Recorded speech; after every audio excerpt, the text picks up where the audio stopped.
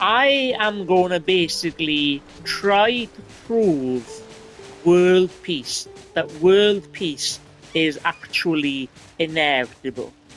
Now, this is potentially, 19 years old of me using, sorry, yeah, no, it was 19 years ago, potentially, around in my early 20s, where I created this bit of reasoning, kind of like prove that world peace is inevitable with this simple logic. I know what you're thinking, Damien, if you could do this, you're a genius. Well, I'm not going to do it properly. It's going to be very simplified. It's probably going to be a very, very quick video, less than 5 minutes long, but I'm going to try to prove to you that world peace is inevitable, and it's going to begin right now. So, right then, if you were to compile a list of all the countries that were in the past that were at war, right? You'd have this big, massive list that will include every single country on the planet. Like at some point, every country was at war with another country. Like once upon a time, every country was at war with themselves. Like different regions within one specific country would go to war with themselves. Before we even had the war between countries, we had war within countries. One of the what I call like the three stages of war, right? So, so I was saying, proving world peace, right then.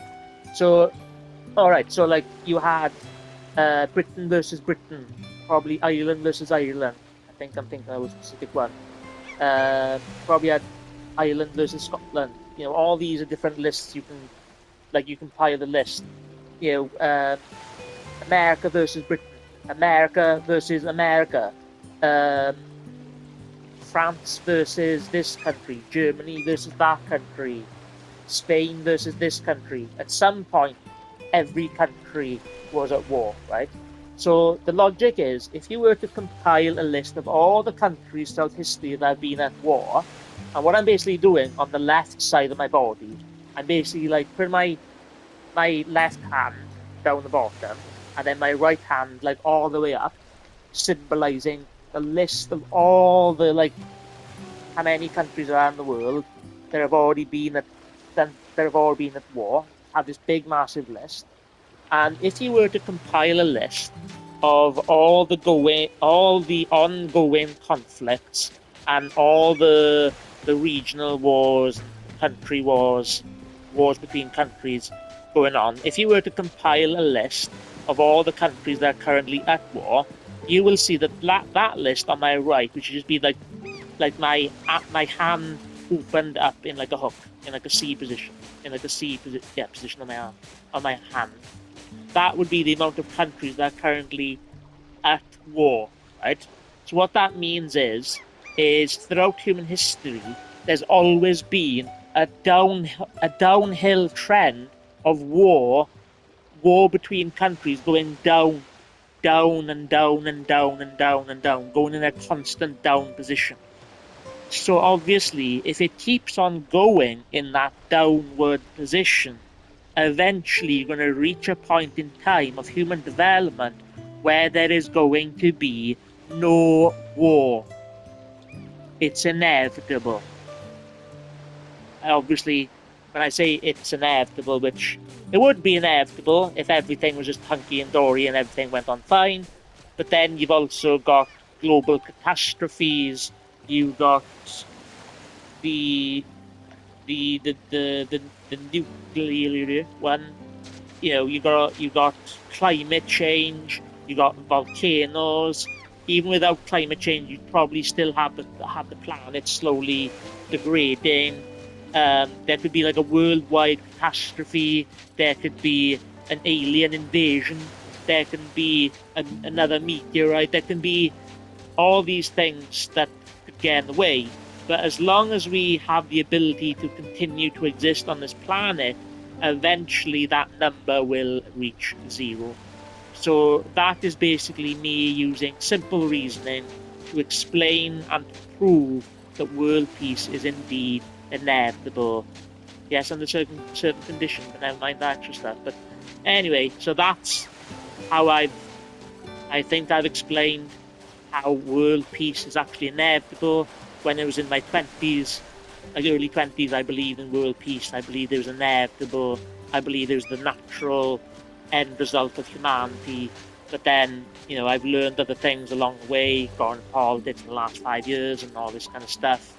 And I've learned a lot, and I'm not as naive in my 20s, and the fact that I can actually explain now what in my very late 30s that different things that get in the way.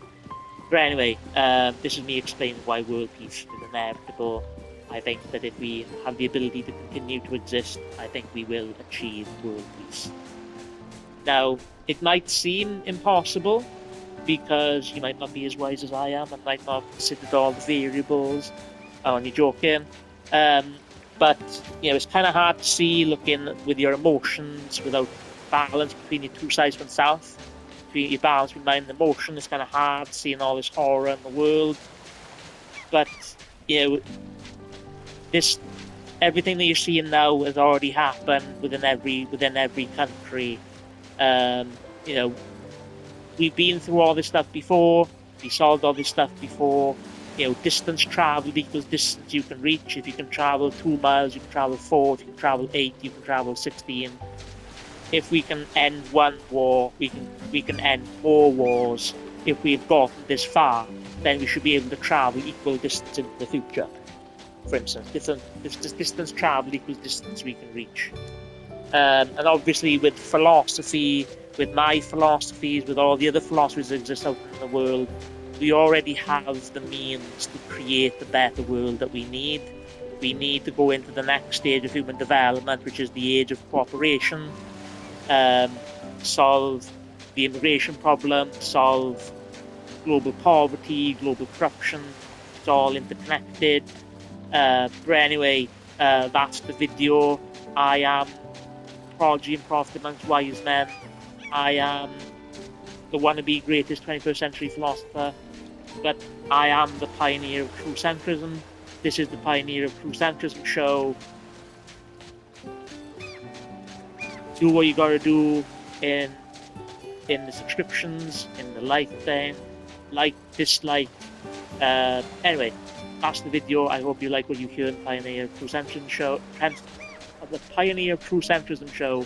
Thank you very much. I really appreciate it. And world peace and bye. Bye. See you next time.